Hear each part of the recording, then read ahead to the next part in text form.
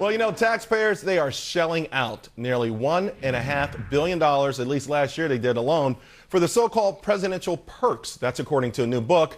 Joining the company now is Groom, author of another book about the cost of the Obama White House called The $1.4 Billion Man. Take that, Steve Austin. Welcome to the show. You know, this is an absolute astonishing number. It's hard to fathom. $1.4 billion. Where would that kind of money go toward? Yeah, the way to think of that number is that has nothing to do with the cost of running the government. That's comparable to what the average American family spends. In other words, if a family spends $50,000 per year for things like transportation and food, etc., the comparable number for the Obamas at taxpayer expense is $1.4 billion. John, what are they spending it on, though? I don't get it. I don't understand. Do their sheets cost more than ours? I mean, what are they spending that kind of money on? Yeah, they're little things and big things. You know, on the little things, you know, Michelle Obama will typically leave for vacation maybe a few hours before her husband, the president, just to get a head start. Now, that would normally not be a big deal for most of it, but in their case, since they're using planes that cost as much as $250,000 an hour, it is a big deal. So when she leaves for vacation a few hours earlier, that can really cost taxpayers a couple $100,000. That's on the little side. On the big side, the president canceled a program that was developing a new presidential helicopter fleet. Now, the president already has 31 helicopters in the fleet.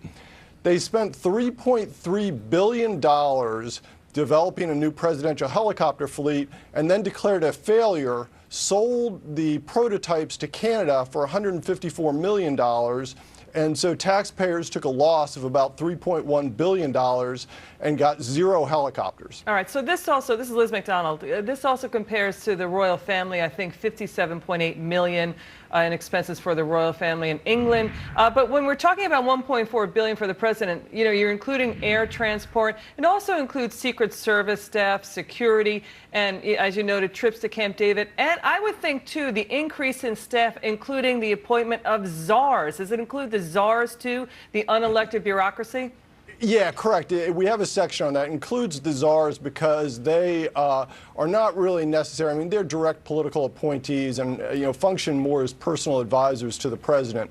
There are already duplicative roles of other people in the government serving essentially those same functions.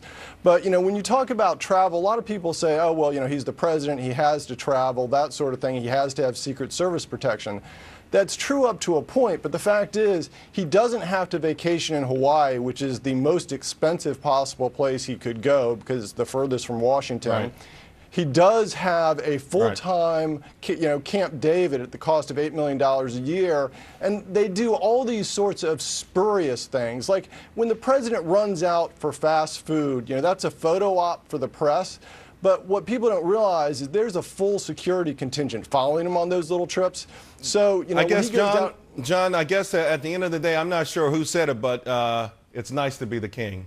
John, we'll talk to you later. We got to leave it there. The $1.4 billion man. We'll talk to you soon.